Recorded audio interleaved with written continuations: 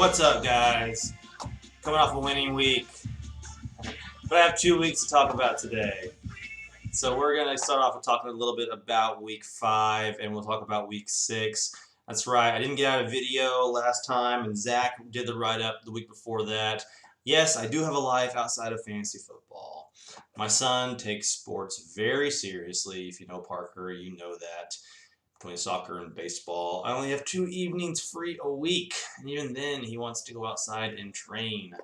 And I do have other fantasy leagues, and I do write-ups and videos for another one as well. So I'm pretty busy. Oh, and I work. Anyways, week 5 was nuts. Highest total points in a week so far this season. 7 teams over 140, 2 in the 120s, 2 in the 100s, and then there was Ricky. Right, so Ramrod, Seth, well done, buddy. Stood out amongst everybody, even with Devontae Parker scoring 0. Josh Allen and Mark Andrews finally had their coming out parties. Both of his running backs did a good job. 52-yard run from Nick Chubb didn't hurt before he got hurt. Gibson got 2 touchdowns. His team accounted for 11 touchdowns last week. Guys, touchdowns matter in fantasy football. We all know that. It's a game of stats. But if you're racking up a bunch of yards, even if you're racking up a bunch of catches, unless you're Christian McCaffrey, if you're not scoring touchdowns, especially in this league, you're not winning. All right, so Kevin. Hey, buddy. Look at you doing so good. Not so much this past week, but look at the week 5. You finally had a breakout week. Isn't that sweet? Even though he started the worst quarterback in NFL history in multiple stat categories, Sam Darnold, look it up. Passer rating, net yards per attempt,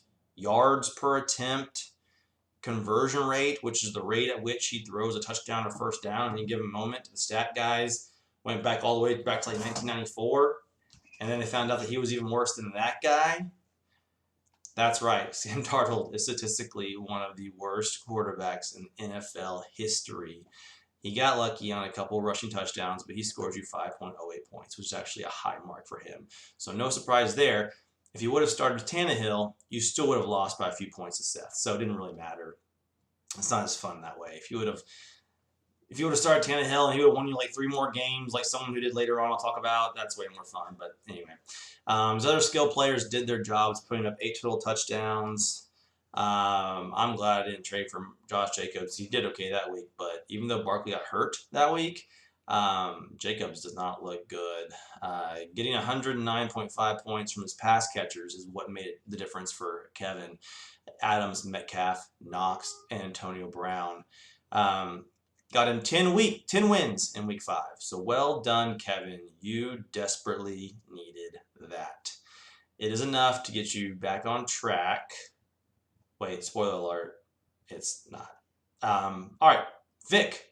Jono battled it out. Vic getting the victory by 0.16 points. That is 4 passing yards.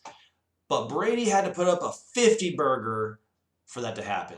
The Titans gave him a DST score also, but everyone else on his team was underwhelming and only scored 2 touchdowns. Madison did his job to get him 9 wins through the week. Jono continues to be carried by King Henry and Mike Williams.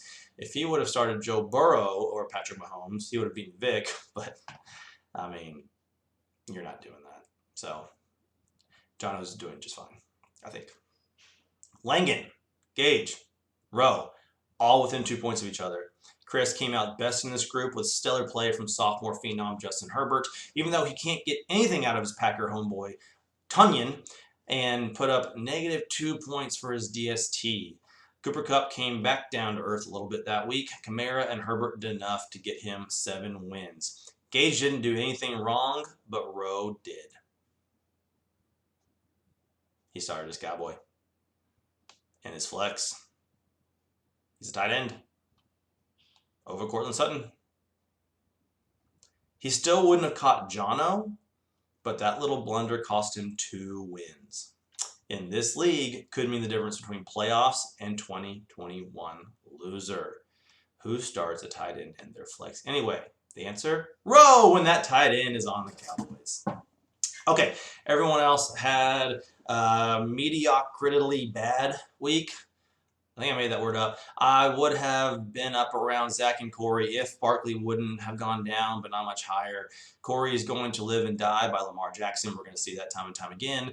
Okay, Ricky, come here. Yep, come here, Ricky. Let's talk. We need to have a conversation. Step into my office.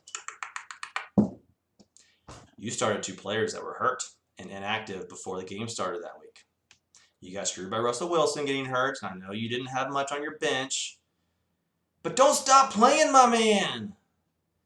There's always a chance, and you want to avoid that $5 penalty for going 0-11. It looks like you paid attention last week in week 6, so we'll talk about that. But because you picked up Khalil Herbert and actually put up some decent points, doesn't mean you can't stop playing, bud. Let's go. I'll give you a pass, but don't start tanking, bro. Remember, the season's longer this year than it ever has been before, so you have extra time to get your shit together. Okay, on to week 6. What a Monday night. Last night was so much fun. Oh my gosh. Lane was a favorite heading into last night because of our inflated DST scoring system. And they have been one of the best in the league, especially at controlling the passing game. But they focused a little too much on the passing game and forgot about the guy running the ball. Derrick Henry. 3 touchdowns, including a 76-yarder. That was enough to beat everyone, including the current... Oh, no. Everyone except me. That's right. I won the week.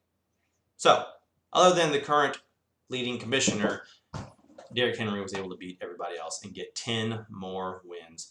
For Jono, Zach was looking like he was going to get 3rd, but Jono and Rowe soared past him last night with Derrick Henry and Stephon Diggs. Zach's running backs continue to show unaltering consistency, but they're both on bye this week. This is what we call a bye-nado.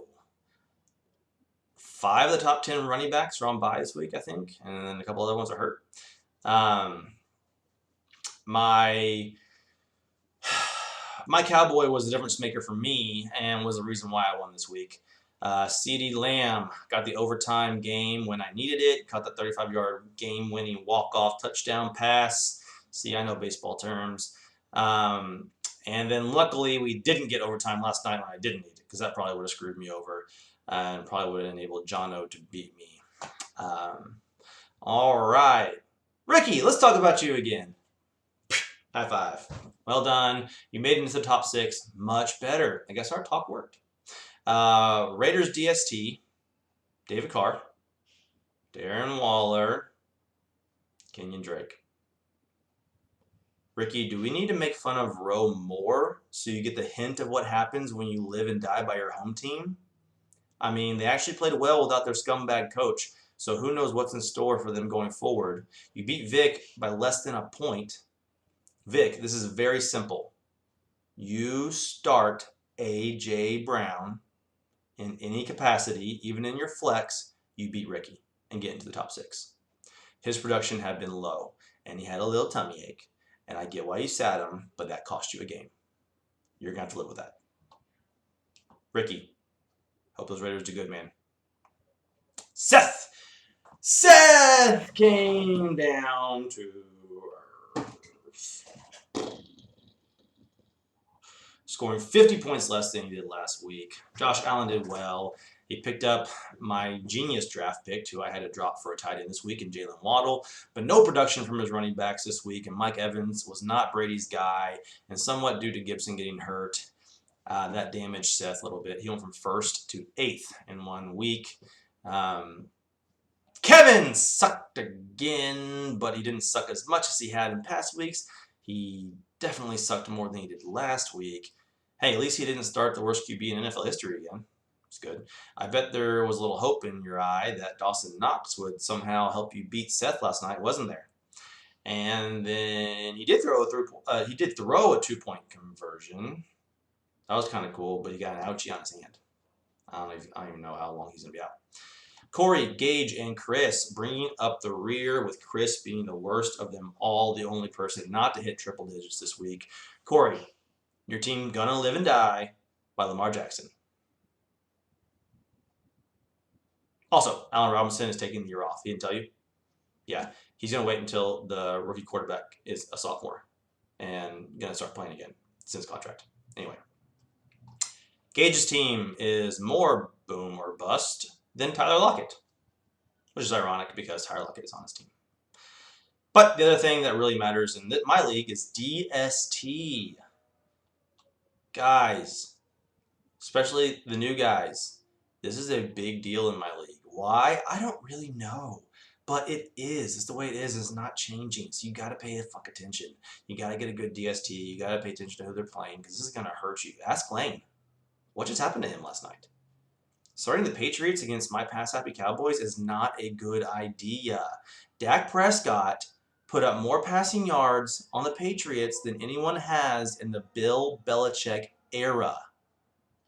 Let that sink in for a minute. When your DST allows 567 yards, it's hard to be competitive in my league, my man. And Langan, great week in week 5, but he couldn't carry over the momentum. The dude has 3 kids at home now, so I give him a little bit of grace. One's a NICU baby, little tiny baby. Herbert fell back to the planet. He couldn't have started Stafford after what Justin did last week. He just couldn't have. Kamara was on bye, and his Packer tight end either scores touchdowns or disappoints, and he doesn't score touchdowns anymore. So it's okay, Chris. We still love you. We'll just take your $5. Cool. All right, let's move on to the standings. There are really 4 tiers. 4 tiers. 1 is like what the tight ends looked like between 2014 and 2019. The Gronk tier. And that is Jono. He's in a tier of his own. I hope you're enjoying looking down on all of us, you self-righteous bastard. I have Patrick Mahomes and Derrick Henry because I'm just better at fantasy football than everybody. Woohoo! Gage was up here, but now he's not. Because of last week, he's not. Instead, Gage leads the next tier with Vic, Seth, and myself, all within 4 games of him. Then the lesser Kokamish leads the 3rd tier, which is less than the 2nd tier that I'm in. Zach, Rowe, Lane, Chris, and surprisingly Kevin are all within 4 games of each other as well. Good job, Kevin, actually, for digging yourself out of the bottom untouchables. The top team is in their tier, makes this playoff, guys. They will make the playoffs in that tier. Keep fighting. And then there are the untouchables. No, Rowe's not in there. But Corey is, and so is Ricky. With Zeke and Thielen on bye this week, and CEH still on IR, Corey's going to need Jackson and Debo to have an anomaly weeks. Maybe Debo can come back to what he was a few weeks ago, or maybe that was an anomaly, and he's just going to continue to suck. But he's going to have a hard week 7 to get back on track. Ricky, like I mentioned, did some good things, but he is highly relying on that team in Las Vegas. He's had 4 players on bye this week, and he's going to be relying even more on the silver and black.